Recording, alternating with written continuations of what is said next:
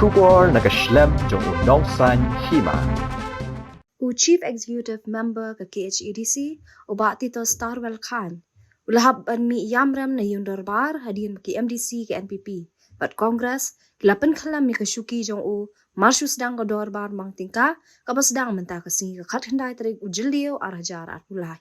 Ya kanu confidence motion ni ka jingbam shanya shu yo CEM, lawan ra do MDC ke NPP na rambra jirngam uba bajop pingrob, da ka jingkarshan ki MDC ke NPP but Congress. Now express its bond of confidence in the Executive Committee under the leadership of Sri Tito Starwell Khan in regards to the style of his functioning, where many important council matters has been done at his personal level without any collective decision. Nikong I play mobile to the commission. Belum yang kata Jingbong Sianya Shu yang kami isi dalam mengadu siap bahagian barang negeri yang konten trong commercial nak kalian semua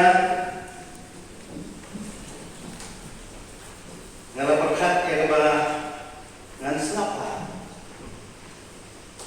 kay kapag mubal sa promotion unwan ra ya kita kidal ya kita kinongrim tiba kani promotion ay but nanang kemenru but itu ki member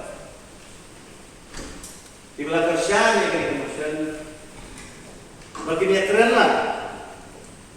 Kaya kita kasing lihat marway gitu lah.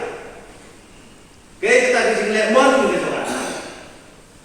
Kaya kita kasing lihat kebahamdan bayatin lah. Lalu kata collective information kumpalaong daw mas. Henry nasyukuli tangi ka motion. Ba asyumove tangi ka motion. Bang iladon ya kenal. Bakadairu kajing sisya. Bang iladon bakiladon ya kenal. Kenal bau patba ujit yang itu kinom nikmat. Om dai penjelek kai hakan nomba.